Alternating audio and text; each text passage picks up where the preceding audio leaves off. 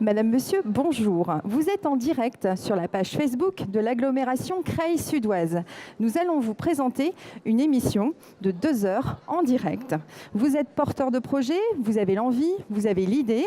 Conseillers, prestataires, avocats et autres spécialistes de la création d'entreprises et de la reprise d'entreprises seront à mes côtés pour répondre à vos questions.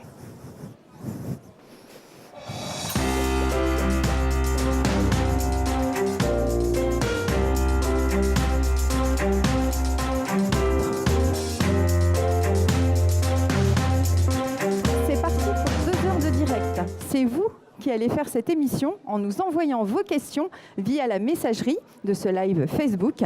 Toute question est bonne à poser, à nos spécialistes y répondront. Ce salon de l'entrepreneuriat, c'est la 3e année consécutive qu'il a lieu ici, à la faïencerie. Et parce que l'entrepreneuriat est un parcours, est un chemin en plusieurs étapes, nous avons évoqué des moments clés à ne pas manquer et nous avons organisé pour cette émission 4 séquences avec lesquelles nous allons répondre avec nos interlocuteurs, quelle que soit l'avancée de votre projet. Et j'accueille donc pour ceci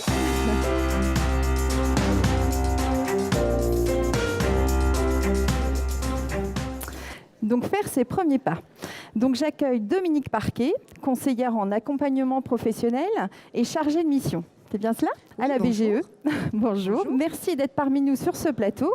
Donc la BGE, c'est quoi? Alors, la BGE, c'est une association qui est répartie sur le département de l'Oise, mais également sur toute la Picardie.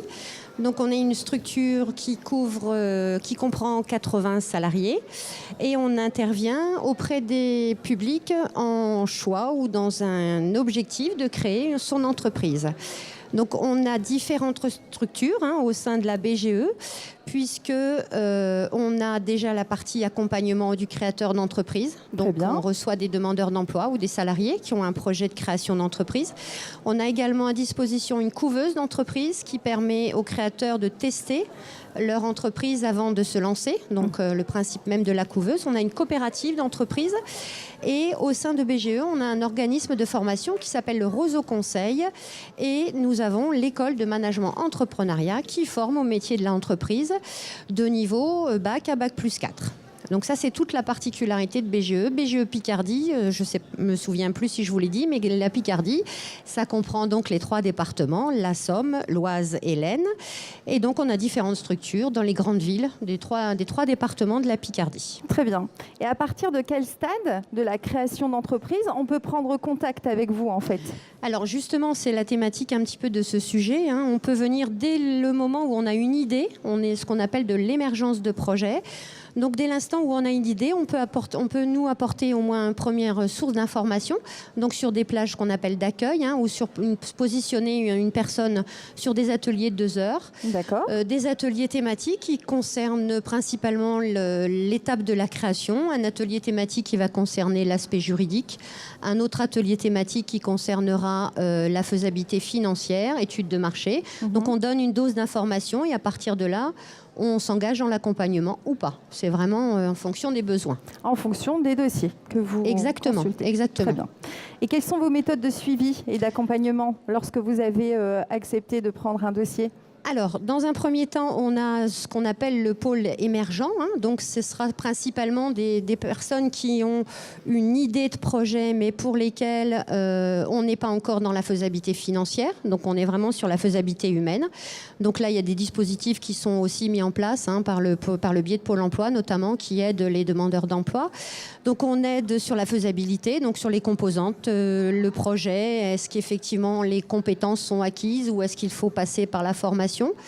Donc ça, c'est tout un pôle accompagnement chez BGE. On a un pôle réservé à la création. Donc là, on intervient plutôt sur l'aspect création d'entreprise, faisabilité financière, études de marché, faisabilité juridique. D'accord, donc un accompagnement total. Absolument. Et on a aujourd'hui aussi sur les départements un chargé de suivi, un chargé d'accompagnement suivi qui accompagne les créateurs d'entreprises qui se sont déjà installés et qui ont 1 an, 2 ans de vie d'entreprise et pour lesquels on peut apporter du conseil, un développement, des choses qui sont plus thématiques. Très bien. Alors écoutez, on a une question duplex pour vous.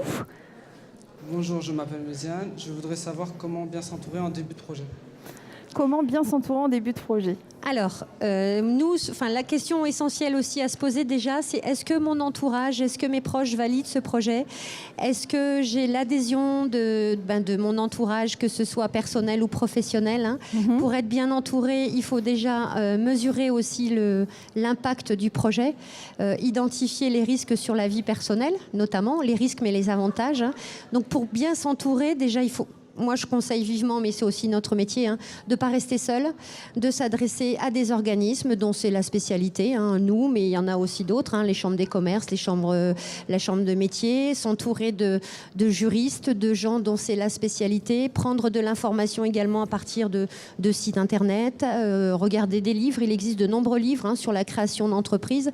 Donc, multiplier les contacts et les interlocuteurs de manière à avoir une neutralité et un ensemble d'informations qui permet de prendre la bonne décision, en tout cas. Très bien, merci pour cette réponse. Donc, un entrepreneur, créateur ou repreneur, que ce soit les 3 profils, peuvent bénéficier de plusieurs de vos dispositifs, en fait. Merci beaucoup pour cette réponse. Je vous en prie. Excusez-moi, est-ce que vous pouvez... Bien sûr. Donc, je disais, un entrepreneur, un créateur ou un repreneur peut bénéficier de vos dispositifs, peu importe le profil. Oui, en fait, nous, on ne fait pas de distinction en soi, hein, sur la phase de renseignement-information, que ce soit juste du renseignement en cadre d'un projet dans l'émergence, ou un repreneur ou un créateur. Il n'y a pas de filtre, il n'y a pas de conditions particulières et il est traité de la même manière, quoi qu'il en soit. Il n'y a pas de distinction à ce sujet. Et est-ce que la BGE a des événements de prévus ? Oui, alors justement, nous organisons régulièrement, nous avons un bus, hein, qui est un moyen de communication chez BGE, donc qui parcourt les grandes villes qui se trouvent parfois sur les places de marché, mais qui va aussi en zone rurale, parce que la Picardie est aussi une zone, notamment certains quartiers ou certaines régions de nos départements, hein, très éloignées. Donc le bus permet de se rapprocher justement. On a des concours des cités, donc ça c'est dans le cadre de BGE, puisqu'on appartient à un BGE réseau national, donc qui est organisé au niveau régional et après il y a une remise de talent au niveau national. On a également cette semaine, on est directement dans les semaines de la politique de la ville. Donc BGE sera présent sur des manifestations dans les quartiers pour informer sur la création. Et puis à la mi-novembre, il y aura aussi des manifestations, mais là qui sont spécifiques pour le public travailleur handicapé, puisqu'on en fait aussi des partenariats avec ces structures et on donne de l'information sur la prochaine session, sera demain sur Méru par exemple. D'accord, donc vous allez vraiment à la rencontre du grand public pour pouvoir les informer au maximum de vos compétences, de vos tâches, etc. Oui, de vos dispositifs en tout cas. C'est ça, l'essentiel c'est d'avoir l'information, c'est d'être présent et puis comme on couvre le territoire, hein, on est par exemple sur le département de l'Oise, on est à Beauvais, on est à Clermont, on est à Nogent, on est à Compiègne. Donc c'est vraiment le moyen de recueillir ou d'apporter un maximum d'informations le plus près possible du public. Du grand public. Oui, tout à fait. Très bien. Et comment choisissez-vous les structures que vous accompagnez au-delà de l'étude des dossiers? C'est la pertinence du projet? C'est quoi exactement qui peut vous amener à un moment à dire ce dossier-là on le prend et on l'accompagne pleinement? Alors, on n'a pas une sélection dans les dossiers. C'est pas de se dire je vais plutôt choisir ce dossier-là. Les gens, on les accompagne et on les amène vers, sachant qu'à partir de là, nous, on fait le relais avec tous les organismes pour montage de crédit. On passe le relais aux interlocuteurs différents. Mais on n'a pas du tout de sélection sur les dossiers. Absolument. On encourage par contre, ou on apporte la réflexion pour le choix de se décider à commencer maintenant ou à réfléchir si faut peut-être mettre un petit peu plus de temps pour le projet. D'accord. Et vous faites de la sensibilisation à l'entrepreneuriat en milieu scolaire? Oui, alors justement, ça c'est quelque chose qui est un peu récent chez BGE parce qu'il y a un réel engouement, je dirais aussi, de la part des politiques, des gens du territoire notamment, hein, donc d'aller sur le milieu. Donc là, je regarde mes petites notes parce que ma collègue qui intervient sur le dispositif, donc pareil sur les 3 départements. Donc c'est une équipe de 5 conseillers qui sont sur les 3 départements et on a aujourd'hui, en tout cas, ils ont sensibilisé 2500 élèves, donc essentiellement dans les établissements lycée, mais il y a un engouement aujourd'hui aussi dans les collèges. Donc, notamment, c'est Chloé Robard qui est référente de cette action. Hein. Elle commence à faire de la sensibilisation. Et puis, la projection pour la fin de l'année, ce serait 5000 jeunes sensibilisés. Donc, la sensibilisation en milieu scolaire se fait à partir de jeux plateaux. Donc, il y a des partenariats qui sont mis en place avec les enseignants. Et puis, il y a des modules qui interviennent, donc soit sur l'aspect juste sensibilisation ou alors vraiment la création où les élèves se prêtent au jeu de créer une entreprise, notamment, où ils s'inventent une entreprise. Et puis, les meilleurs élèves ou les meilleures classes qui ont travaillé le projet peuvent participer à des concours.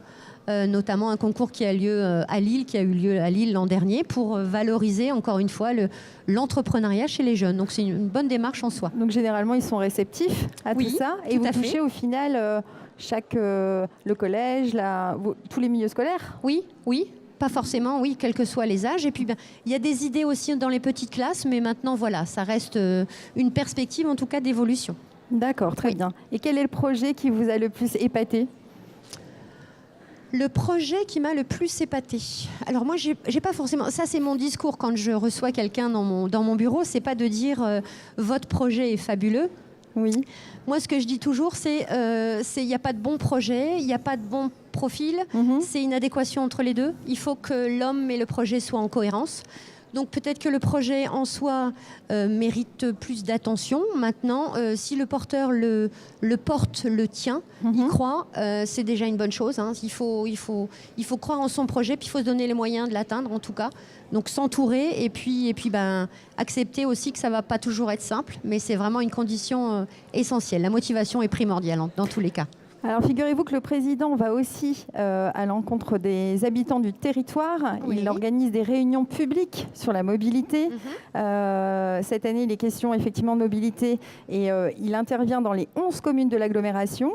Les personnes qui sont susceptibles d'être intéressées peuvent se renseigner. Ça se passe jusqu'à mi-décembre. Toutes les dates sont sur www.creilsudoise.fr. Alors, je vais vous accaparer encore quelques minutes. Le conseil, juste le conseil que vous donneriez aux porteurs de projets. Juste un conseil, ne pas rester seul. Jamais. Le métier, la création d'entreprise, c'est de la solitude parce que voilà, on porte le projet et on porte tout sur les épaules. Donc, savoir s'entourer, garder du temps pour soi, c'est important. Parce que malgré tout, l'entreprise, c'est une évidence, mais on reste des individus. Ça, c'est vraiment quelque chose qui est important.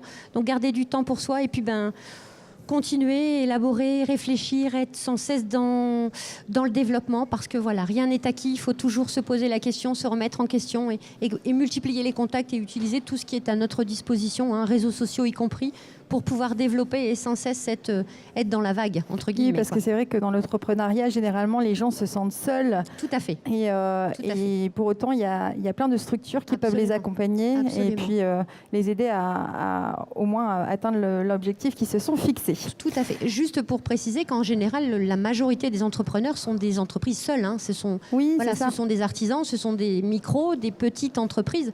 Donc, être seul n'est pas toujours une très bonne idée, ou en tout cas savoir s'entourer. Quand ils ont l'idée, ils se font correctement entourer. Voilà. Mais une fois que l'idée est en place, c'est là où ils ont vraiment le sentiment d'être seuls. Exactement. Donc c'est là où il faut il faut accepter et puis en parler, s'entourer. Ça, c'est vraiment quelque chose d'important. Tout à fait. La particularité de BGE qui vous différencierait des autres structures. Vous avez le temps de réflexion. Oui, alors la particularité de BGE, je dirais qu'on est une équipe très, très polyvalente et on a tous des parcours très différents. En tout cas sur nos structures. Donc moi, je suis rattachée à l'antenne de Nogent. On a des collègues qui ont la spécialité d'avoir une expérience en juridique, d'autres qui ont l'expérience plus de la banque, du financier. Moi, j'ai plus l'expérience de l'individu, de la gestion des compétences. Donc la particularité, c'est peut-être justement la diversité de nos parcours. La diversité des compétences. Des compétences qui fait qu'aujourd'hui, on a la possibilité d'accompagner sur toutes les thématiques. Et si on ne sait pas, accepter aussi de passer le relais relais aux collègues dont c'est la compétence. Ça, je pense que c'est important. Oui, tout à fait. C'est aussi une qualité, accepter de faire prendre le relais. Donc c'est peut-être là où BGE, et puis de couvrir les différents champs. Donc de l'émergent jusqu'au suivi, jusqu'à la création et au-delà de la création. C'est accompagné dans toutes les étapes. Ça, c'est vraiment une particularité à mon sens. D'avoir une globalité du service dans l'accompagnement. Et de pouvoir suivre du début jusqu'à terme le projet. Ça, je pense que c'est vraiment une qualité, oui. Et le salon, qu'en pensez-vous, le salon de l'entrepreneuriat? Le salon, l'espace est sympa. Je dirais que le lieu est sympa, le public est là. Il y a quand même de nombreuses structures qui sont présentes ici sur la place. Après, je pense qu'on peut encore accueillir plus de personnes. On peut donner encore plus d'informations.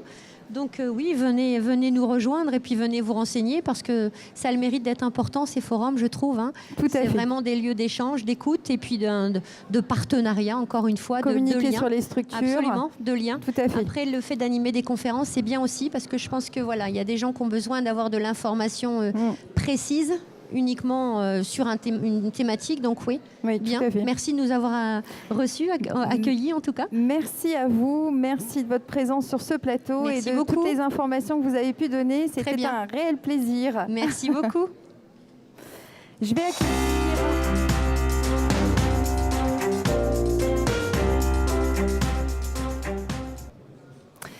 Je vais accueillir Servane Burel. C'est à vous. Et Lorelai Edelwein. Mesdames, bonjour. Installez-vous, je vous en prie. Bienvenue sur ce plateau. Donc, si vous aussi, vous nous rejoignez sur les réseaux sociaux, n'hésitez pas à partager, commenter, inviter vos amis. Cela peut intéresser du monde. Toutes les questions sont bonnes à poser pour pouvoir être informés. Et là, donc, nous allons passer à la séquence s'installer. C'est pourquoi vous êtes invité. Je vais commencer avec vous, Madame Burel. Vous êtes responsable de l'agence de Senlis pour Élysée Solutions. Oui, bonjour. Bonjour. Et donc, je vais vous présenter également Lorelai Edelwein. Vous êtes dirigeante de la Belle Semeuse en entreprise individuelle. Tout à fait. Alors, bienvenue à vous. Je vais commencer donc par vous. Quel est votre rôle dans l'accompagnement des créateurs d'entreprises? Dites-moi. Alors, notre clientèle, on a deux types de clientèle. On a, c'est vrai, principalement des créateurs d'entreprises. Ils viennent chez nous avant d'aller chez madame. D'accord. Mais c'est intéressant, vous voyez la complémentarité. Donc, on les accueille. Quand on crée une société, quand on souhaite créer une société, on doit d'abord choisir son siège social, l'immatriculer. Donc, nous, Élysée Solutions, ou nos partenaires adhérents du syndicat des hébergeurs d'entreprise, nous proposons une adresse de domiciliation. D'accord. Pour le siège social, nous sommes tous... nous avons un agrément préfectoral qui est obligatoire, même si c'est récent. Et donc, on propose d'abord le siège social pour valoriser l'image de l'entreprise. Et on propose, après, on décline tout un tas d'autres services que le créateur ou la personne ayant déjà créé, puisque une autre partie de notre clientèle est évidemment la personne qui a déjà créé son entreprise. D'accord.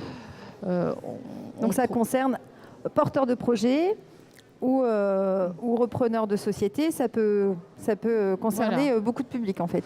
Voilà, on a aussi des personnes qui souhaitent développer leur activité dans notre secteur, dans notre région, qui viennent et qui installent une antenne dans nos bureaux. Voilà. Très bien. Trouver un local aujourd'hui, c'est pas une chose aisée. Voilà. Pourquoi on est confronté à cette difficulté au final aujourd'hui dans la région, difficulté de trouver un local, une adresse?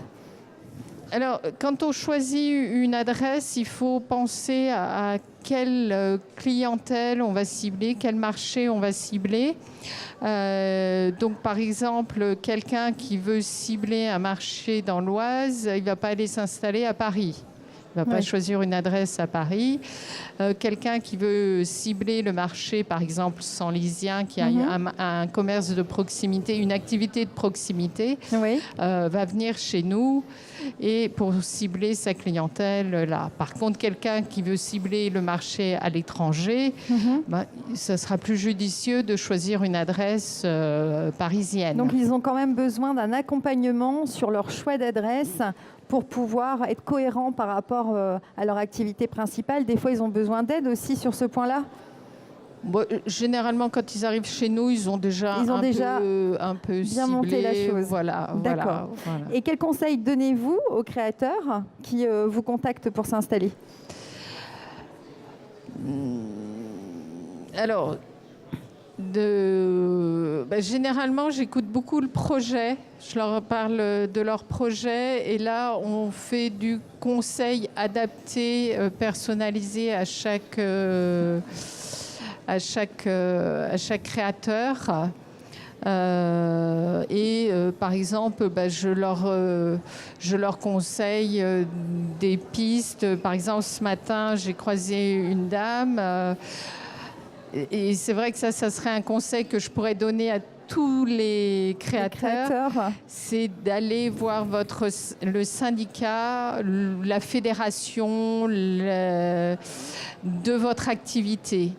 C'est eux qui seront le plus à même de vous conseiller, de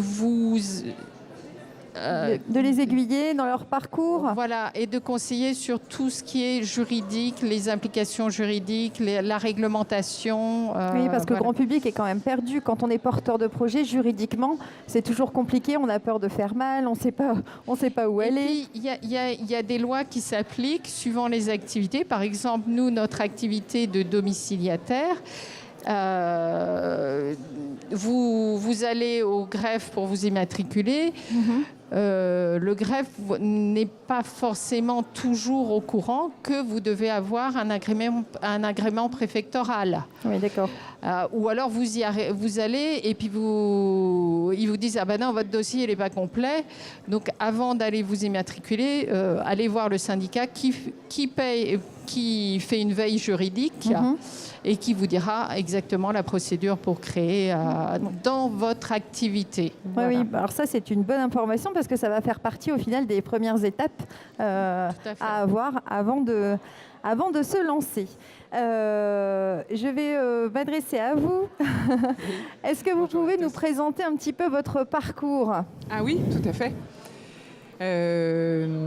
Alors donc moi je suis Lorelai Eidelwein, donc dirigeante d'une agence de communication qui s'appelle La Belle Semeuse. La Belle Semeuse. Donc bon, j'ai un parcours un peu atypique. J'ai pas démarré immédiatement dans la communication. En fait, à la base, je suis architecte d'intérieur et designer. D'accord. Donc j'ai fait une école sur Paris qui a duré 5 ans. Et suite à ça, en fait, j'ai fait mes premières armes en Asie, où en fait, j'ai eu la chance. Bon, je suis une personne créative et j'ai eu la chance quand j'ai présenté mon book aux entreprises locales à Singapour. De devenir immédiatement à la sortie des études directrice d'un pôle d'architecture d'intérieur. D'accord.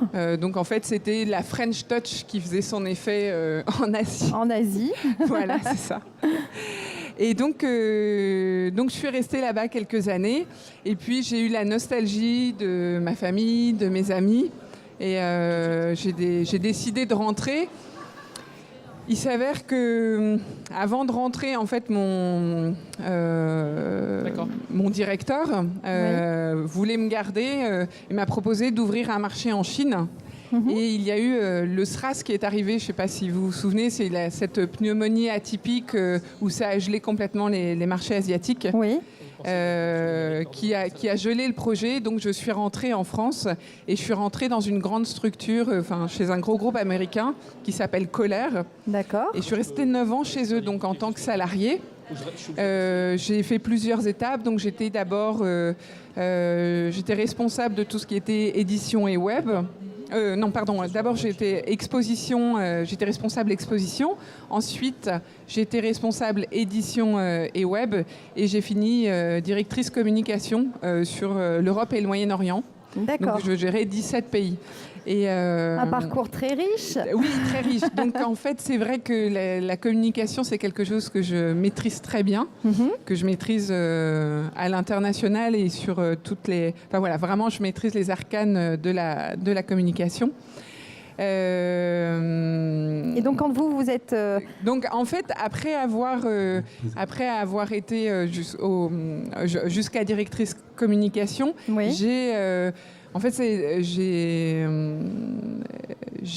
Ça faisait longtemps que j'avais envie de devenir indépendante et j'ai eu un problème de dos qui a fait que j'ai été arrêtée quelques mois et ça m'a fait prendre, parce que quand on a la tête dans le guidon, c'est vrai que quand on est salarié et qu'on a la tête dans le guidon, c'est extrêmement difficile de prendre le recul et j'ai eu ce mal pour un bien qui m'a laissé quelques mois pour réfléchir, prendre un peu de respiration. Un peu de recul pour pouvoir mûrir votre projet. Et donc, en fait, j'ai décidé de me lancer. Alors, effectivement, en plus, c'était compliqué parce que je travaillais sur Paris. D'accord. J'étais très parisienne à l'époque et on avait déménagé donc, dans l'Oise. Et je ne connaissais personne, je n'avais pas de réseau localement, en fait. Et donc, je suis partie de zéro. Avec une toute petite entreprise où j'étais toute seule. Et vous vous êtes fait accompagner vous-même par des organisations ou pas ? Alors oui, je me suis fait très bien accompagner par Initiative Ouest Sud. Donc j'ai eu la chance d'avoir Cédric Waterloo qui m'a accompagnée. J'ai été accompagnée aussi par... j'ai monté mon business plan et je me suis fait accompagner par un comptable qui m'a bien aiguillée aussi sur les démarches à suivre. Et puis, j'ai suivi aussi une formation d'1 semaine de chef d'entreprise à la Chambre de commerce. D'accord. Donc, voilà, c'est les principales personnes qui m'ont aidée au démarrage. Alors, je vais avoir une question duplex. On va la recevoir de suite. Bonjour, Eric Fauconnier. Donc, je voulais savoir comment vous aviez pensé pendant la dimension numérique lors de votre installation. Comment j'ai pensé la dimension numérique lors de mon installation ? C'est bien ça, oui. Alors, lors de mon installation, en fait, c'était immédiat. Pour moi, quand on monte son entreprise, il faut être absolument présent immédiatement sur le web. Donc c'est vrai que l'entreprise s'est développée au fil du temps. Elle n'a pas été, au démarrage, elle n'était pas que agence de communication. Elle a démarré sur tout ce qui était papeterie très haut de gamme. Donc en fait, j'ai démarré par un site marchand et j'ai fait beaucoup de salons. Donc le site était opérationnel dès dès la création de l'entreprise. C'était juste une obligation en fait de démarrer avec un site web qui soit bien référencé, qui soit ergonomique, qui représente bien la marque. C'est juste une évidence. Quand on pose toutes les bases de la marque, les atouts d'une marque, il faut vraiment savoir les mettre en avant. Et donc moi, j'avais cette facilité, étant donné que... Et Madame Burel ? Alors nous avons créé en 2001, donc à cette époque-là, l'outil numérique... Il était beaucoup moins développé qu'aujourd'hui. Voilà. Donc c'était beaucoup plus simple. Aujourd'hui, c'est vrai qu'on a plusieurs sites et puis on profite aussi, on fait des partenariats avec d'autres centres d'affaires, réseaux de centres d'affaires qui nous permet de mieux être connus. Là, je reviens d'un séminaire de notre syndicat où on a parlé sur l'intelligence artificielle. D'accord. Et on s'aperçoit que tout seul... dans notre activité, mais je pense que c'est valable pour toutes les activités. Tout seul, on est trop petit. Et si on veut vraiment communiquer et se faire connaître, il faut se regrouper à plusieurs de la même activité pour se faire connaître et se développer. Ne pas avoir peur de la concurrence, de rencontrer des personnes qui ont la même activité que nous. Ce sont Ça peut être avant tout des enrichissant, collègues. mais oui, ça peut être enrichissant aussi à au fait. final. Alors, est-ce que je peux vous demander, Madame Edelwein, de nous parler des enjeux de la communication pour une entreprise? Oui, tout à fait. Communiquer, c'est juste indispensable. Par contre, pour bien communiquer, il faut déjà bien réussir à centrer ses atouts, bien se différencier. En fait, pour moi, il n'y a pas de concurrence, il n'y a que des partenaires. Chacun a sa spécificité. Chacun va travailler différemment, chacun va avoir ses plus, ses qualités, etc. Donc, en fait, travailler, communiquer, il faut donner les mots justes, les signes justes, les messages justes pour pouvoir attirer vos prospects, votre clientèle. Si vous ne faites pas ce travail de base, eh bien, si la communication est décalée par rapport à ce que vous offrez, vous n'atteindrez pas votre cible, en fait. Donc la communication est primordiale pour pouvoir passer un bon message quand on est porteur de savoir projet. passer les messages. Ça paraît simple, mais c'est extrêmement compliqué. Il faut savoir rester simple et efficace. Il faut aller droit au but, en fait. Oui, c'est vrai que généralement, les porteurs de projets ont tellement d'idées qu'ils sont dans la dispersion totale et ils ont du mal à recentrer leur message pour pouvoir être pertinent. Tout à fait. Tout à fait. Donc, alors, une chose qui est essentielle, par exemple, l'identité visuelle est une chose essentielle dans une entreprise. Il faut savoir que pour se souvenir d'une marque, il faut voir minimum 7 fois le logo. Et encore faut-il que le logo soit percutant. Oui. Donc voilà. Donc, pour moi, bien communiquer, quand on démarre une entreprise, il ne faut pas dire, bon, la communication, je m'en occuperai plus tard. C'est une des bases, en fait, pour se faire connaître, pour montrer du professionnalisme, pour acquérir de la crédibilité, en fait. C'est un support aux porteurs de projets pour aller prospecter. Oui, tout à fait. Madame Burel, selon vous, quels conseils vous pourriez apporter aux porteurs de projets pour constituer un carnet d'adresses solide dans sa projection d'entreprise? Alors, le premier conseil, c'est de s'inscrire dans un réseau. Vous avez plein de clubs à votre disposition. Moi, personnellement, le vendredi matin à 7h30 du matin, je retrouve avec grand plaisir le club Polygone. Donc, déjà, un club, ça vous permet d'agrandir votre carnet d'adresses et d'agrandir votre carnet d'adresses au carnet d'adresses des autres adhérents. Tout à fait.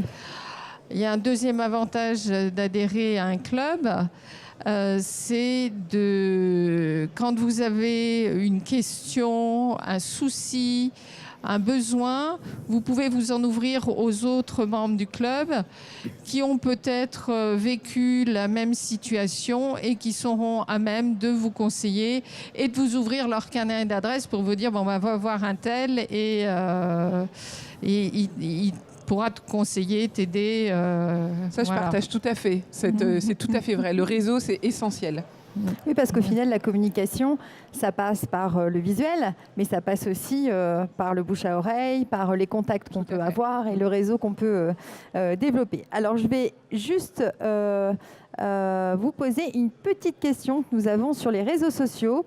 Peut-on réserver sur des plateformes des bureaux? Voilà la question. Bien sûr, oui. Ça, c'est tout à fait possible. Oui. Vous avez... entre autres, Bureau Club, vous pouvez réserver des bureaux sur leur site directement ou le plus simple, c'est d'appeler au téléphone ou d'envoyer un petit mail. Mais vous avez des sites de réservation en ligne pour réserver en ligne. tout à fait. Et vous avez plein de grands acteurs sur ce marché-là. Bien. Alors, je vais vous poser à toutes les deux la même question que l'intervenante précédente, parce que n'oublions pas que c'est une émission qui est là pour informer tous les porteurs de projets. Le but de la manœuvre, c'est de vous donner toutes les informations afin que vous puissiez être guidés dans les différentes étapes de l'entrepreneuriat. Donc, quels conseils donneriez-vous respectivement aux internautes ? Les réseaux sociaux. À qui l'honneur? Moi, ce que je donnerais comme conseil aux internautes, c'est quand on a un projet, la base pour moi, c'est de croire à son projet, de ne pas lâcher. En fait, on est confronté, même quand on monte un projet, en fait, on se retrouve confronté à des difficultés, mais c'est pas que lorsqu'on monte un projet, en fait, c'est continuellement, même en tant que chef d'entreprise, on va retrouver ces obstacles. En fait, il faut y aller, il ne faut pas se poser trop de questions, il faut croire, il faut avoir la foi, en fait. La foi dans son projet. Et voilà, si j'avais un message à passer, c'est croire en son projet et y aller. Alors, moi, je suis tout à fait d'accord avec ce que vous venez de dire. Donc il faut croire en son projet et une chose, ce que je voudrais dire, c'est vous êtes capable de faire beaucoup plus que ce que vous croyez être capable. Vous n'avez pas de limite. Allez-y, foncez, vous réussirez. Il faut persévérer et vous êtes capable de faire beaucoup plus que ce que vous croyez. Oui, ça je suis parfaitement d'accord. Donc, en fait, donner l'énergie nécessaire aux porteurs de projets, de rien lâcher, en gros. Oui, voilà. c'est ça. C'est ça. Alors, avant de vous remercier, je vais parler d'une application mobile. L'agglomération est en charge des questions de mobilité, l'autostop au quotidien. Vous pouvez rejoindre la communauté. Donc, si vous partagez cela, un trajet par exemple, vous pouvez vous renseigner sur www.creilsudoise.fr. Mesdames, je vais vous remercier. Merci beaucoup. Alors, je vais accueillir Cédric Waterloo et Céline Bahin.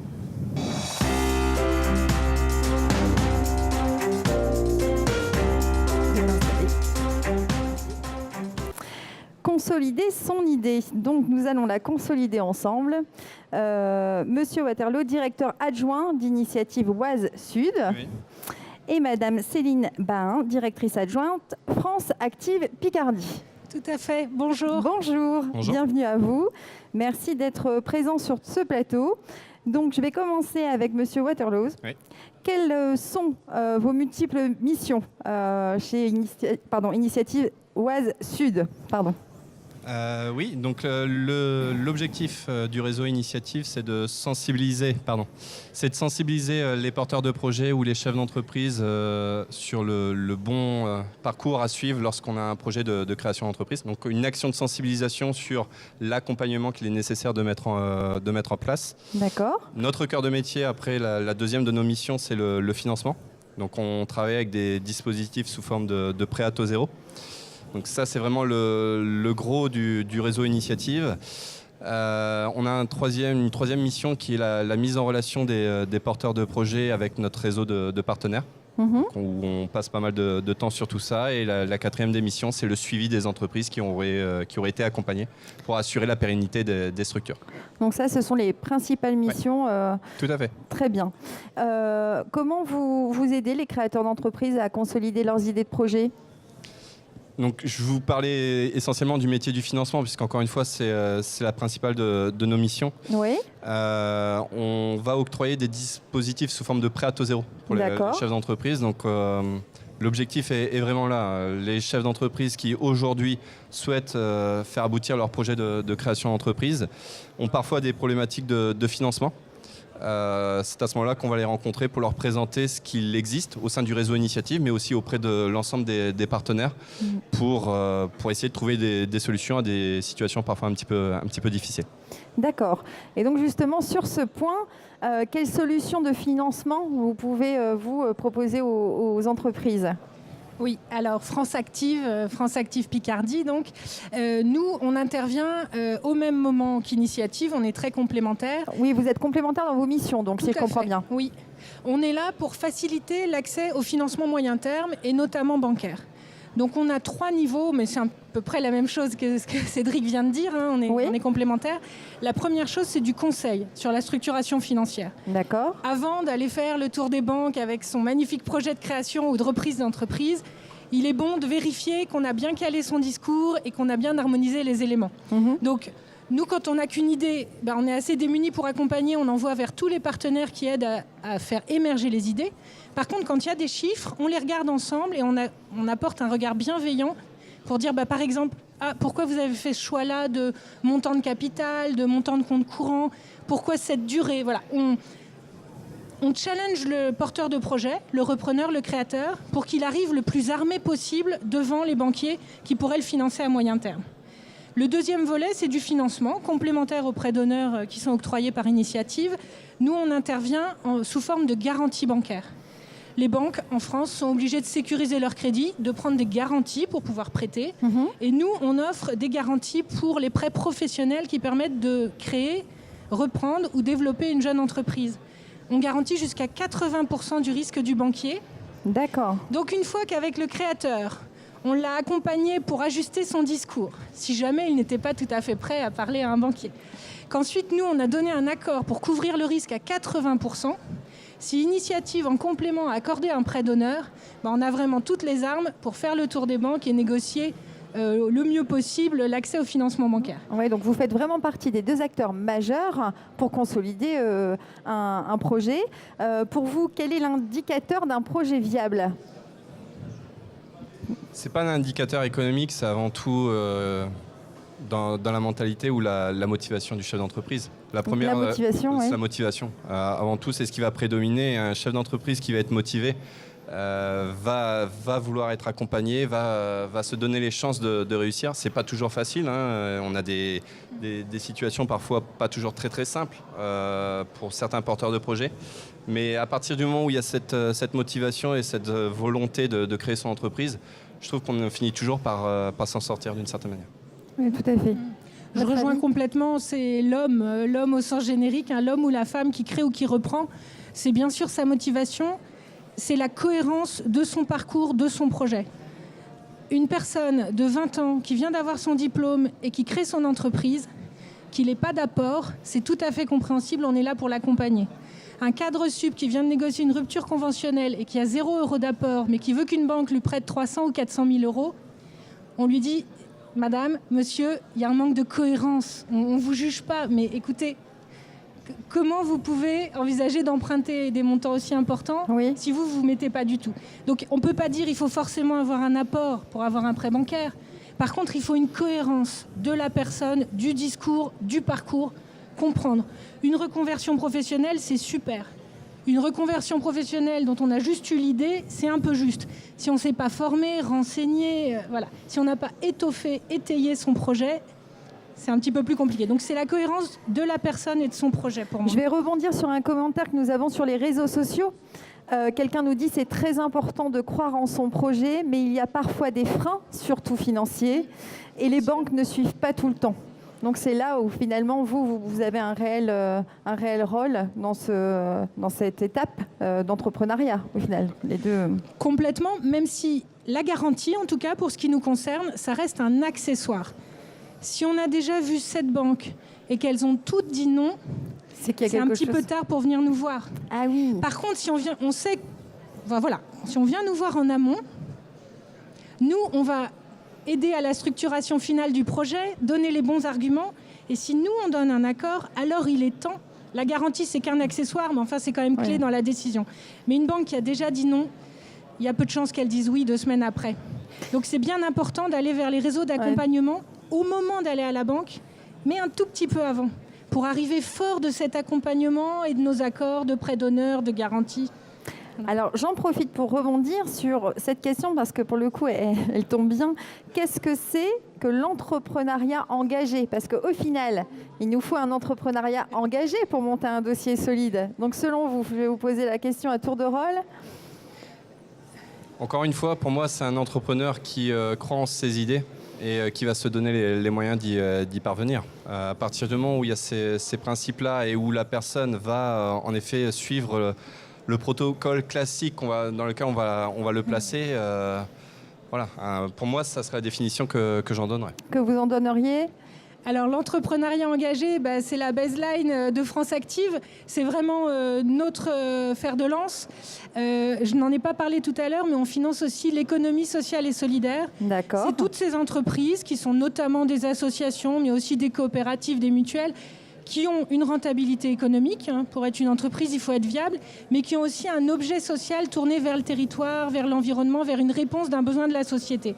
Et chez France Active, on fait le pari que dans les créateurs et repreneurs d'entreprises, il y a aussi une grande recherche de sens et qu'on a des porteurs de projets en création ou en reprise qui veulent ajouter à leur projet de création-reprise une dimension pour leur territoire, la société, l'environnement. Et pour ces projets-là, nous, on les qualifie d'entrepreneurs engagés. Et à ce moment-là, on peut leur accorder des prêts qui proviennent de ressources qui sont liées à l'épargne solidaire. Voilà, il y a des épargnants qui mettent leur épargne sur des supports destinés à financer des projets utiles à la société. Alors, c'est des grands mots, utiles à la société, mais c'est quand même une vague de fonds qui est importante à soutenir et à accompagner. Oui, c'est très bien de le souligner parce qu'on a beaucoup de porteurs de projets qui sont dans la méconnaissance totale de tout cela. Et malheureusement, ils ne font pas appel aux bonnes personnes et leur projet ne voit pas le jour, tout simplement. Donc, si je peux me permettre, il ne faut pas oublier qu'il n'y a rien de pire aujourd'hui que de vouloir s'installer seul, sans le moindre accompagnement, parfois par fierté. Et de revenir nous voir 3-4 mois après l'installation en se disant j'ai sous-estimé mes besoins, je n'ai pas voulu me faire accompagner pour différentes raisons. C'est là que clairement les portes se ferment, notamment auprès des partenaires bancaires. Donc être accompagné dès le départ, faire le tour des financements possibles et seulement à ce moment-là, dès lors qu'on a la certitude d'avoir fait les choses convenablement, lancer une création d'entreprise avec un suivi par un professionnel, c'est se donner les chances de réussir. Très, très clairement. Tout à fait. Mais c'est vrai que souvent, le porteur de projet arrive en banque seul, se voit refoulé et il se décourage. Donc des fois, il n'y a même pas que de la fierté, c'est, à mon sens, beaucoup de méconnaissance sur les structures qui peuvent l'accompagner. Oui, il se décourage ou il a peur de l'endettement. Et ce qu'on comprend tout à fait, on ne juge pas. Mais se dire, je vais d'abord tester mon idée. Et si ça décolle, si je suis sûre que ça prend, à ce moment-là, j'irai voir les banques. C'est peut-être pécher par excès de prudence, parce que si on va voir les banques quand on est en négatif sur son compte, c'est un petit peu trop tard pour financer le besoin de trésorerie. Alors que si en amont, on dimensionne correctement, nous, on garantit des prêts bancaires à partir de 1 000 €. Voilà, ce n'est pas tout de suite des montants astronomiques. Il ne faut pas négliger d'évaluer tous ces besoins, y compris le besoin en trésorerie de démarrage. Ce n'est pas parce qu'on n'a pas besoin de financer de l'investissement qu'il ne faut pas financer un peu de trésorerie. Et prendre le temps de bien dimensionner, alors nous on parle de plan de financement, mais bien faire sa liste de courses, les besoins pour créer ou reprendre sereinement, y compris le besoin de trésorerie, c'est important parce que c'est quand même plus facile de faire le tour des banques avant d'avoir engagé les choses, plutôt que quand on est déjà un peu dans l'impasse de trésorerie. Donc au final, la phase d'aide de financement doit être envisagée dès le départ. Oui. Oui, tout à fait. Je résume. On construit son idée, on passe à la phase projet, on pose sur papier son idée. C'est là qu'on voit les lacunes éventuellement existantes. Et une fois que le projet est matérialisé, on avance sur la recherche de financement. Et seulement après, on envisage la création d'entreprise, pas avant. Là, après, l'entrepreneur tire vraiment les bénéfices de sa structure financière dans son épanouissement de projet au final, alors que régulièrement, il fait l'inverse. C'est bien ça. Le projet qui vous a le plus étonné, il faut que je vous le demande parce que vous en voyez passer, j'imagine. Oui, depuis que je suis en poste, ça fait 7 ou 8 ans, on a eu un porteur de projet qui avait une activité de transformiste. D'accord. On a accompagné un porteur de projet qui aujourd'hui a une activité qui se porte très très bien. C'est la nature même de l'activité et la motivation. C'est vraiment quelqu'un qui voulait le faire. C'est spécifique, donc ça nécessite aussi auprès des professionnels de s'adapter et faire connaissance avec le marché et on est content parce que c'est quelqu'un qui aujourd'hui, dès qu'on le voit, nous dit merci. Un beau projet. Oui, un beau projet. Et puis là encore, c'est bien parce que votre exemple montre que vous avez une ouverture d'esprit globale. Vous n'êtes pas là pour juger un projet, mais vraiment pour l'accompagner. Avez-vous une idée du projet qui vous a... Non, je ne vois pas un projet en particulier spontanément. Par contre, nous, ce qu'on apprécie énormément, c'est qu'on a de plus en plus de créateurs d'entreprises qui se renseignent auprès de nous pour la démarche, d'inscrire leur démarche de création dans l'économie sociale et solidaire, qui se questionnent sur l'agrément d'entreprises solidaires d'utilité sociale. Et on trouve ça chouette que ça ne soit pas un précaré réservé aux associations, aux structures du médico-social et qu'il y ait une lame de fond de personnes qui veulent s'investir pour leur territoire. Voilà, c'est vraiment appréciable. Mais je n'ai pas d'exemple qui me viennent tout de suite. C'est pas grave. On va avoir une question en duplex.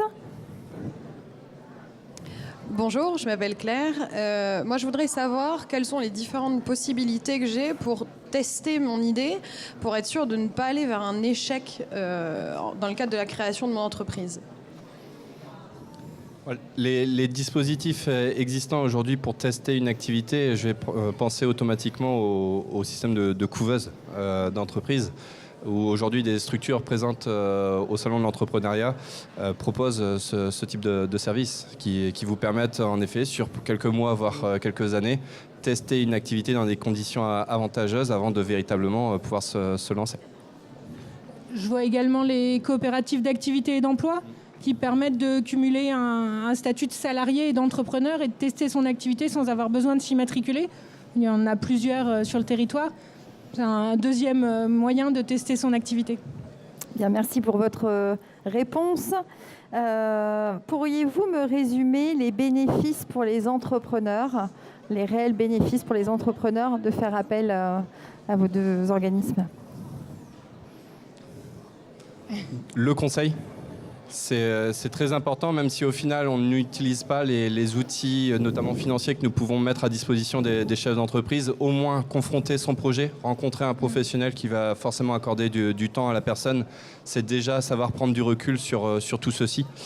Après, bien sûr, il y a tous ces services que propose le réseau Active, comme peuvent le proposer le réseau Initiative. On est complémentaires, donc voilà, il faut venir nous rencontrer pour pouvoir juger de vous-même.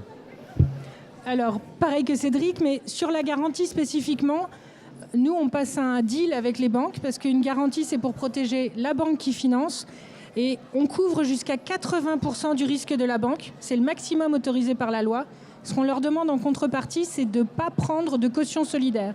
Ça veut dire je crée une entreprise, une SARL, une SAS, je reprends une SA, une SARL. Je ne me porte pas moi-même caution si France Active intervient en garantie. Voilà. Quand je crée, quand je reprends, j'y mets déjà toute mon énergie, une partie de mon épargne, tout mon cœur, toutes mes tripes. Et ben, nous, on négocie avec la banque qu'il n'y ait pas de caution solidaire du créateur, du repreneur. Très bien. Et que pensez-vous de ce salon aujourd'hui alors ? Pour avoir été présent sur les deux premières éditions et donc maintenant la troisième, on voit qu'au niveau du public, on a pour moi une fréquentation qui est croissante, donc c'est une très bonne chose. Les exposants répondent présents. Faut persévérer, faut poursuivre ce type d'action. Les porteurs de projets sont demandeurs. Ça nécessite de la communication, ça nécessite des efforts de tout le monde. Mais voilà, c'est une très bonne chose d'avoir un salon. Merci. Oui, puis bravo pour ce plateau. C'est intéressant d'innover aussi sur la partie communication. Alors, en plus d'être tous disponibles toute la journée pour les porteurs, c'est vrai que c'est très agréable de se voir entre partenaires parce qu'on travaille tous dans le même sens. Mais c'est intéressant d'avoir des espaces comme ça où on se retrouve. Donc, vraiment, grand bravo pour cette 3e édition. La communication, c'est important, d'où l'intérêt de ne pas hésiter à poser vos questions sur les réseaux sociaux. Vous avez un live en ce moment, posez vos questions, mettez-les en commentaire, ils me sont retransmises en direct et nous y répondrons avec nos spécialistes. Un dernier mot, lequel, pour pouvoir consolider notre petite interview? Bravo à tous ceux qui ont le courage de se lancer dans un projet de création et de reprise. Parce que c'est quand même s'engager à titre personnel, signer un contrat de prêt, signer un bail, signer une reprise. Voilà, c'est des choses importantes. Et donc nous, on est là pour les aider, pour les accompagner dans ce chemin ambitieux de l'entrepreneuriat mais qui apporte beaucoup de satisfaction. En tout cas, on voit que vous y mettez de l'énergie. Hein. Merci, Monsieur Waterloo. Votre dernier mot, c'est bon. Madame Barbe, merci. Merci de nous avoir accompagnés pour informer tous ces porteurs de projets et bonne fin de journée. Merci bien. Je vais accueillir Monsieur Lallemand et Madame Pelletin pour la séquence s'entraider.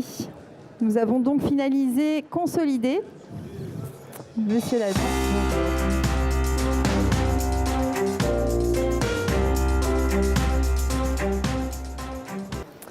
Monsieur Lallemand, bonjour. Vous êtes président de l'association Oser le temps partagé.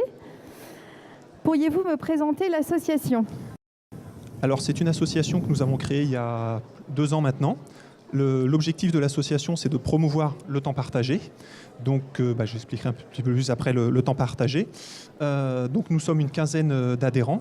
Chacun, on a tous pour point commun donc d'intervenir en temps partagé dans les entreprises, mais chacun ayant un métier différent. Nous avons un community manager, un DSI, des RH en temps partagé, responsable qualité, responsable hygiène, sécurité, environnement. Voilà, plusieurs assistantes avec des spécificités, assistantes juridiques, commerciales, assistanat général, assistanat RH. Donc voilà, plusieurs membres avec chacun une expérience et un profil différent. Et notre objectif, c'était de se regrouper pour promouvoir le temps partagé dans l'Oise, qui est encore un mode d'intervention assez peu connu.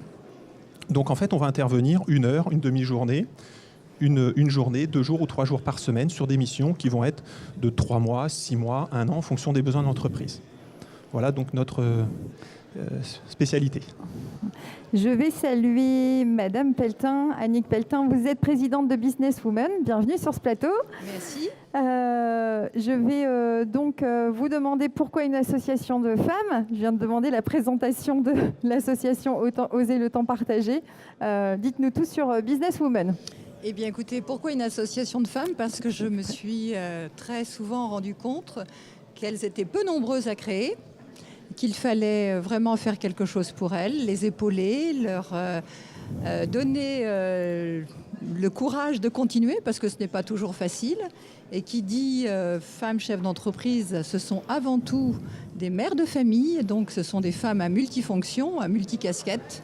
Et quand on les épaule, on se rend compte que ces femmes durent et perdurent dans leur activité. Et il y a des synergies extraordinaires quand on les croise au fil du temps. Mon association a 1 an et demi d'existence, mais je peux vous assurer qu'il y a eu de belles unions et de belles rencontres qui se sont faites. Très bien, merci. Je reviens à vous, Monsieur Lallemand. Vous nous avez présenté l'association. Quelles sont ses missions principales ? Alors, notre principale mission, c'est de promouvoir le temps partagé auprès des TPE-PME, donc des petites et moyennes entreprises, généralement des entreprises moins de 10 salariés, mais même jusque 50, 60 salariés, qui n'ont pas un besoin d'embaucher à temps plein des personnes, n'ont pas la possibilité d'embaucher à temps plein des personnes, mais qui ont un besoin d'une qualification, d'une expertise très importante.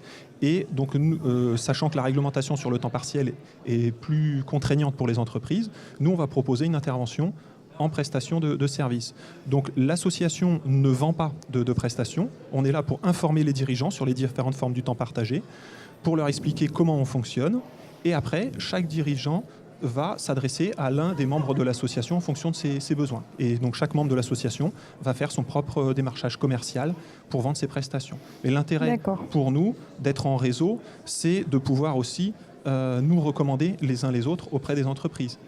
Pour l'entreprise, c'est aussi l'intérêt d'avoir un professionnel expert qui intervient sur un besoin, mais s'il en détecte d'autres, il va pouvoir recommander à l'entreprise d'autres professionnels pour les interventions.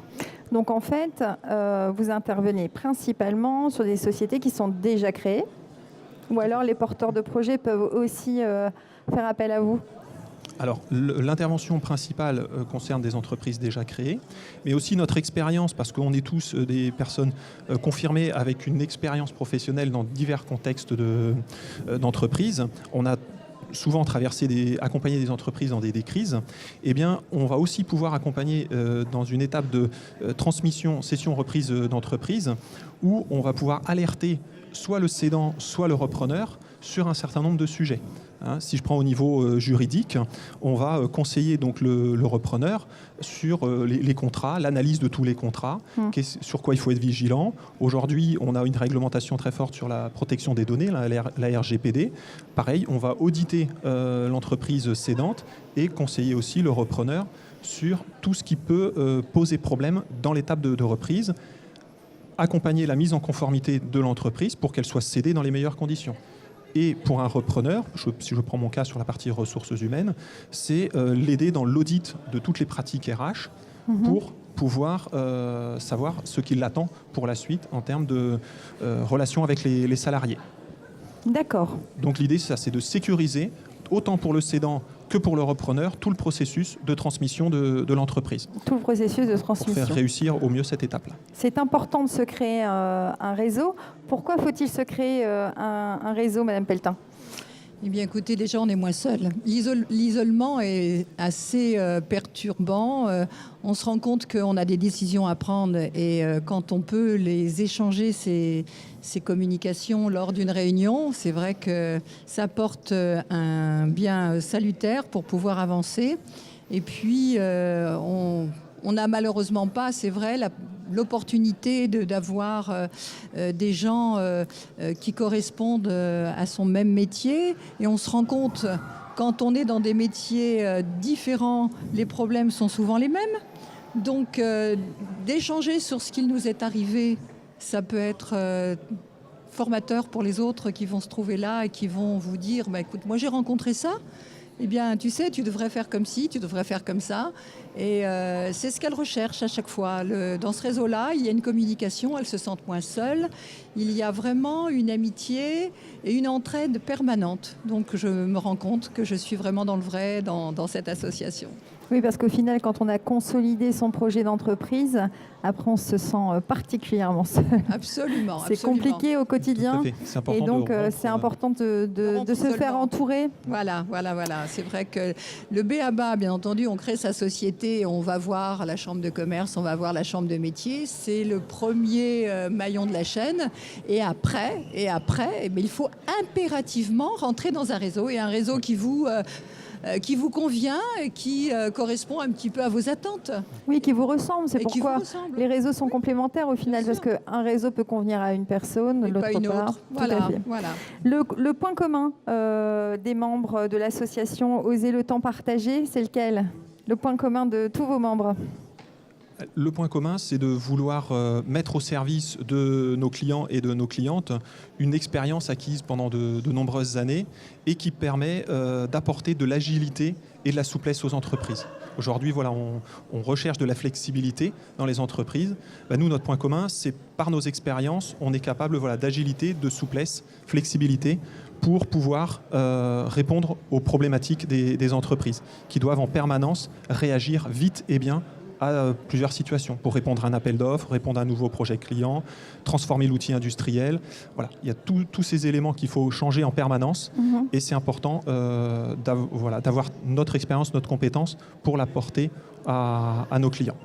Et donc ce temps partagé, c'est vraiment ce qui nous rassemble et on le communique aux entreprises pour leur apporter flexibilité et agilité. Pour l'association Businesswomen, au-delà d'être des femmes, c'est quoi le point commun ? Le point commun, alors là c'est une question subsidiaire, j'allais vous dire le point commun, c'est la possibilité déjà, vous êtes sur le secteur de Chantilly, vous ne connaissez pas le secteur de Compiègne, eh bien justement on va pouvoir élargir ses connaissances, on va pouvoir connaître un certain nombre de femmes chefs d'entreprise dans un autre secteur. On va apporter des ouvertures parce que les rencontres amènent aussi bien une synergie avec les femmes, mais aussi avec des compétences, puisqu'à chaque fois, il y a des acteurs aussi bien locaux que des acteurs extérieurs qui apportent des compétences vraiment très agréables et très intéressantes. Donc, je pense que c'est du plus qu'elle retrouve à chaque fois. Donc la diversité des compétences apporte une énergie supplémentaire pour porter son projet et le mener à bien au final. Je ne vous ai pas posé la question. Je vais dire la même chose. Le point commun, on l'a vu. Comment on va faire pour rejoindre l'association une fois qu'on a choisi son association au final, qu'on a trouvé sa personnalité dans un organisme?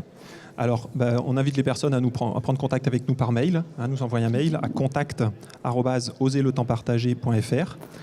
Et donc là, la personne dit, voilà, je souhaite rejoindre votre association.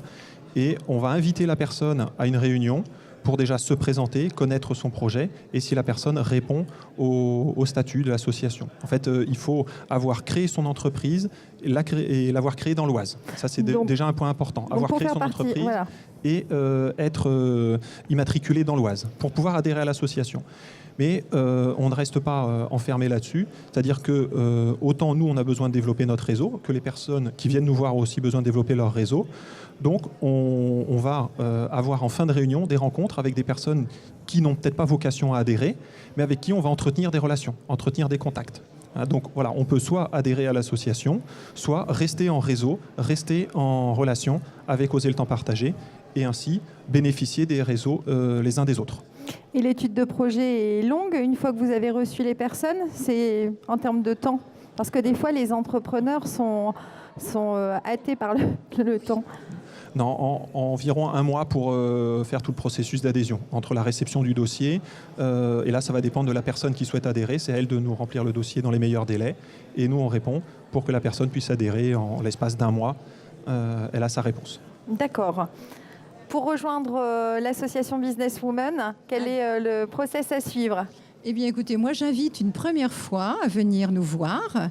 Je pense que, vous savez, les thèmes sont différents à chaque fois, mais on se rend compte des personnes qui sont présentes et on se rend compte aussi de la dynamique et du côté communicatif qu'il y a lors de ces rencontres. Donc, la personne, si elle est contente, elle revient la prochaine fois et elle devient adhérente. Voilà, c'est tout simple. Donc pas de présentation de projet en particulier? Non, au contraire, on l'accompagne dans ses projets et dans ses contacts à avoir. Je prends l'exemple, voyez-vous, il y a 3 semaines, on a amené des femmes chefs d'entreprise à la Chambre de commerce pour connaître les différents services de la Chambre de commerce. Je vous donne un autre exemple. On a fait venir un jour un avocat dans tout ce qui est les contrats de mariage, parce que qui dit femme chef d'entreprise, elles peuvent divorcer demain et puis avoir besoin de consolider aussi leur vie personnelle. Donc voilà. Donc à chaque fois, ce sont des rebonds comme ça. Les sujets sont très très vastes. Elles peuvent être vraiment aussi des sujets de dilettantes, mais à chaque fois, les femmes peuvent se dire bon ben voilà, c'est vraiment un club, un réseau qui me convient parce que on rencontre tellement de personnes atypiques et des rencontres atypiques qu'on s'y sent bien. Voilà. Quelle est la personne la plus atypique que vous avez rencontrée?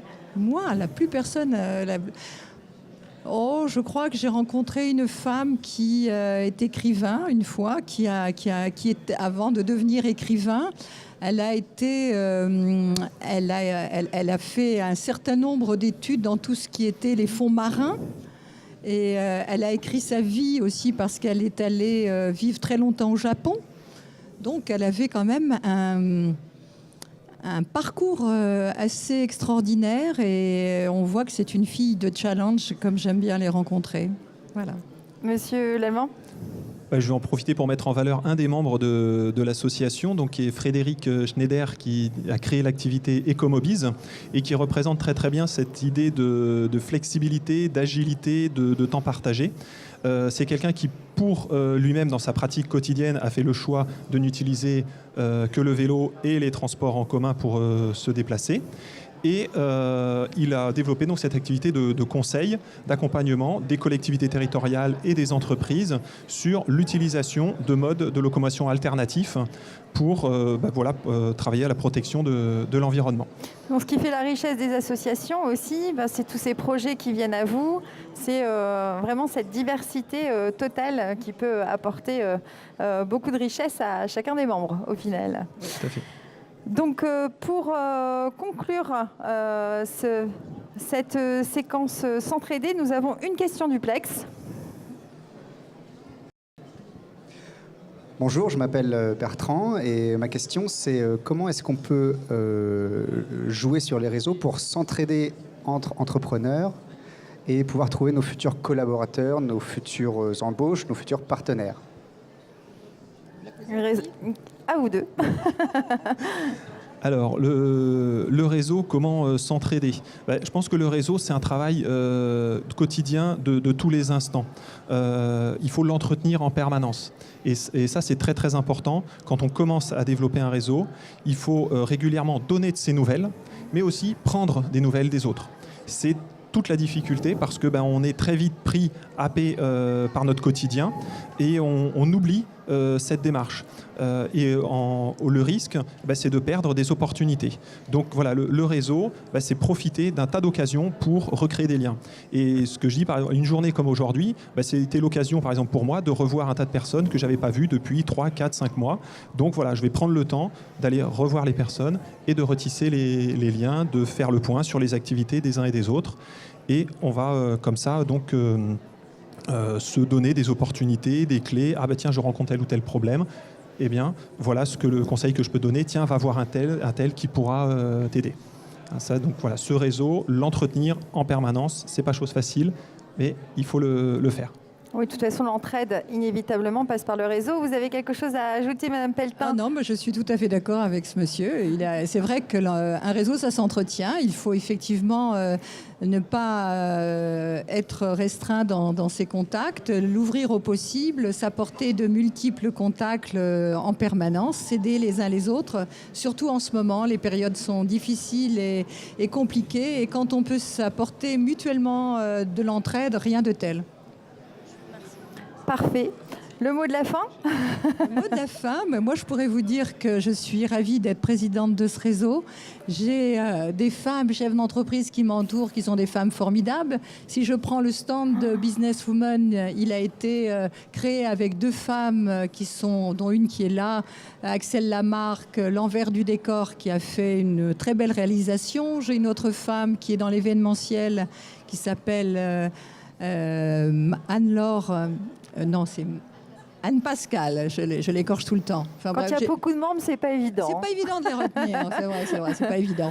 Enfin, ce sont des femmes qui sont remarquables, qui s'impliquent beaucoup pour le réseau Businesswoman parce qu'elles se rendent compte que ça leur apporte et enfin, elles y gagnent aussi. Et moi, j'y gagne à les avoir autour de moi. Donc, c'est vraiment un grand plaisir d'avoir œuvré pour créer ce réseau. Et puis, je dis toujours aux femmes, ne restez pas seules, venez vers nous et vous verrez qu'en très peu de temps, vous vous sentirez mieux. Voilà. Et vous, Monsieur Lallemand ? Je rebondirai sur le mot plaisir. C'est vrai que c'est au travers du partage entre dirigeants de toutes nos expériences, eh bien, on retrouve du plaisir dans cette fonction de dirigeant. On parle souvent des difficultés du dirigeant qui doit concilier 10 000 casquettes à la fois. D'autant plus difficile aussi pour des femmes dirigeantes parce que la société n'a pas encore tellement évolué sur certains points. Et voilà, les femmes ont, après leur vie professionnelle, la vie familiale à gérer. Et donc voilà, les réseaux, c'est les moments de retrouver du plaisir, du partage et se soutenir aussi dans le développement de nos activités et la conciliation de nos différentes casquettes. Un grand merci pour votre intervention. J'espère que vous avez passé une bonne journée dans ce salon. Vous êtes content de l'organisation, tout va bien. Un grand merci. Nous allons accueillir 2 nouvelles personnes. Lucie Alonso et Estelle Ukeke. Donc, Estelle Eke, association Entreprendre pour apprendre, vous êtes coordinatrice. Voilà, je suis coordinatrice territoriale de l'Oise, du territoire de l'Oise. Bienvenue, je vais avoir plein de questions pour vous, c'est super. Merci. Alors, vous avez organisé aujourd'hui un camp de l'innovation avec les lycéens du territoire. Est-ce que vous pouvez nous expliquer un petit peu ce que c'est pour qu'on puisse bien comprendre ? Alors, c'est un challenge en fait où les étudiants de ces lycées sont dispatchés en îlot. Et sur une journée, ils doivent imaginer une création d'entreprise en se projetant sur 2030-2050. Et pour ce camp de l'innovation, nous avions décidé de le centrer sur la mobilité. D'accord. Donc, comment s'est organisée la journée alors ? Expliquez-moi. Donc, pour que je comprenne bien, parce que 2030-2050, c'est loin au final. Voilà, c'est ça, mais c'est demain pour eux. D'accord. Donc, c'est pour trouver des projets innovants, qui pourraient dynamiser justement leur territoire. Donc ils sont partis sur... on a commencé par des activités brise-glace, puisque les élèves ne se connaissaient pas, comme ils viennent d'établissements différents. Puis après, on anime plein de techniques de créativité qui leur permettent d'aboutir à une création d'entreprise. Donc susciter l'intérêt auprès des jeunes de porter des projets futurs. Voilà, c'est ça. C'est ça. Et pourquoi l'esprit d'entreprendre doit être encouragé chez les jeunes aujourd'hui? C'est difficile encore, ils ont peur? Alors la démarche est toujours compliquée, mais c'est vrai que, et en plus, on ne connaît pas encore les métiers de demain, donc c'est important de leur... le but de notre association, c'est vraiment de leur insuffler cet esprit d'entreprendre, quoi qu'il soit dans la vie professionnelle, dans la vie personnelle. Donc voilà. Bien. L'entrepreneuriat, c'est avant tout un moyen de développer chez les jeunes d'autres aptitudes, d'autres compétences. Quelle aptitude ou quelle compétence vous avez retenue aujourd'hui? Alors, on retient beaucoup la cohésion d'équipe, qui est vraiment importante dans la gestion d'un projet. La solidarité, puisque c'est vrai que dans un tel projet, on avance mieux ensemble que chacun individuellement. Et après, de ne pas se bloquer dans la création, dans la créativité, de vraiment exprimer ses opinions. Alors j'en profite pour faire un aparté. On a à 16h une conférence d'initiative Voix Sud. À 16h, elle aura lieu sur ce salon de l'entrepreneuriat. Est-ce que vous pouvez nous citer quelques projets qui ont été émis aujourd'hui lors de cette journée organisée? Alors là, les 2 coups de cœur, donc il y avait l'entreprise Accordion, qui avait créé des transports, alors soit des bus ou des voitures, qui pouvaient se rapetisser un peu en forme d'accordéon en fait. Comme ça facilite la circulation, ça prend moins de place sur les routes, facilite le stationnement également. D'accord. Le deuxième coup de cœur a été, alors je me trompe peut-être sur le nom, c'est U-Case quelque chose. Donc là, c'était une voiture qui fonctionne sans carburant grâce à un système d'éoliennes et de panneaux solaires. Mais il y a eu 6 autres beaux projets qui ont été défendus avec brio. Il faut un coup de cœur, c'est le but de passer devant un jury, d'ailleurs que je remercie fortement. Et voilà, mais c'est de très beaux projets. Donc aujourd'hui, le projet a été présenté? Alors le projet a été présenté depuis 14h. En fait, les jeunes passent à leur tour devant un jury. Donc ce jury était composé de techniciens de l'agglomération Creil-Sudoise, d'élus de l'agglomération également, et de 2 chefs d'entreprise qui appartiennent au club Business Women. D'accord. Bien. Donc ça leur a pris toute la journée pour le monter. Est-ce qu'ils ont découvert des nouveaux métiers futurs 2030-2050? Alors sur les métiers en eux-mêmes, c'est vrai que la journée est assez condensée. Mais par contre, ils ont ce programme les permet de les valoriser pour en très peu de temps. Finalement, ils se rendent compte qu'ils peuvent imaginer une activité pour leur territoire. Ils ont appris à structurer un projet aussi? Alors, ils réalisent, donc on apporte les différents supports pédagogiques et grâce à un business model canvas et la réalisation d'une affiche publicitaire, ils présentent leur projet devant ces membres du jury. D'accord. Bien, une belle journée. Fatigante, mais enrichissante. Il y avait combien de participants? Alors, ils étaient 62, répartis en 8 îlots. Donc, on a eu 8 projets aujourd'hui qui ont émergé. D'accord. Et vous avez eu le temps avec les membres aujourd'hui de faire le tour des intervenants? Alors, ça a été très rapide, mais bon, c'est ma 3e participation. J'étais également participante en tant qu'exposante, donc je commence à connaître les lieux. Ben oui, mais là, on a voulu...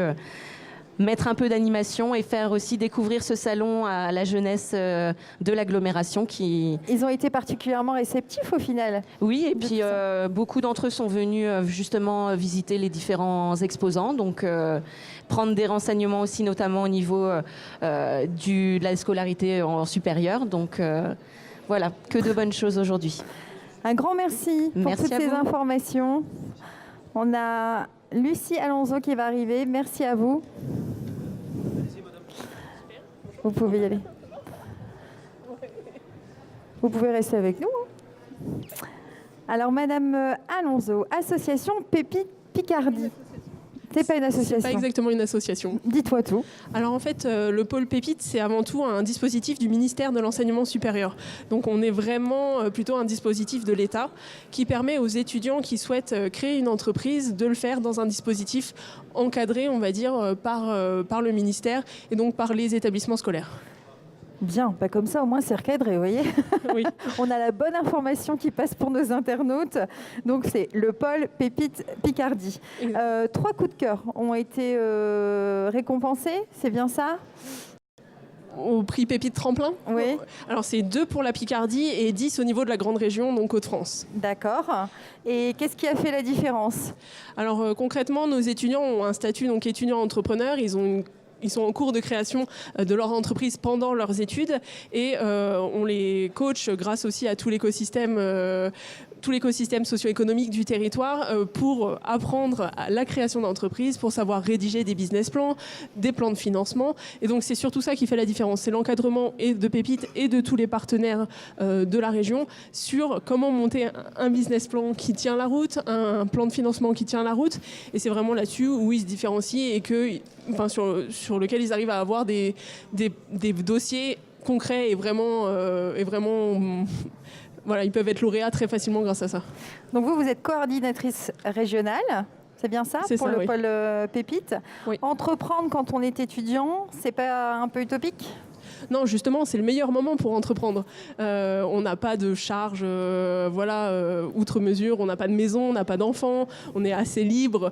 La question financière est une autre question parce qu'on sait qu'il y a quand même beaucoup d'encadrement, beaucoup d'aides financières. On peut réussir à monter un projet. Si on a un projet construit, solide, on arrive à monter un projet et aller chercher de l'argent, des subventions. Voilà, nous on est là pour ça. Et donc non, entreprendre quand on est étudiant, c'est génial, c'est hyper motivant, c'est valorisable sur un CV, c'est super. Bon, alors au final, j'allais vous dire comment arrivez-vous à développer cet esprit chez les jeunes que vous rencontrez, mais votre dynamisme parle de lui-même. Est-ce que tout étudiant peut devenir entrepreneur demain, ou est-ce qu'il y a quand même des profils qui sont plus adaptés à ce type de projet ? Alors, les étudiants, il faut qu'il y ait une certaine maturité. Alors là, on est plus sur une question de maturité. Après, non, tout étudiant peut devenir entrepreneur. Sans problème, il faut avoir une volonté, il faut avoir, oui, un profil quand même volontaire, il faut que ça soit un choix de vie, un choix de carrière, une envie d'aller vers l'entrepreneuriat. Mais dès lors qu'on a cette envie, il n'y a aucune barrière. Justement, on est là pour vaincre les barrières, on est là pour les aider, pour les accompagner. Donc non, tout étudiant peut entreprendre dès lors qu'il a envie d'entreprendre. Oui, il faut l'envie, il faut la volonté, il faut avoir la niaque et il faut croire en son projet. Oui. Merci à vous pour votre intervention. Merci beaucoup. Merci de ces informations. Le salon de l'entrepreneuriat de cette année, 4 séquences qui ont été évoquées, 4 séquences idéales pour pouvoir informer correctement les projets d'entreprise. Nous avons juste un petit rappel à faire, qui n'est pas des moindres, sur Passaglo. Passaglo, une carte sport, loisirs, culture qui vous permet d'obtenir des tarifs préférentiels dans de bon nombre de structures. Vous la retrouverez sur Creil, www.creilsudoise.fr. Le salon a été riche d'interventions, riche de fréquentations. On espère vivement vous avoir apporté toutes les informations nécessaires pour votre projet futur, que vous soyez donc porteur de projet ou repreneur de société. On espère sincèrement vous avoir apporté toutes les réponses à vos questions et on vous remercie pleinement pour votre suivi.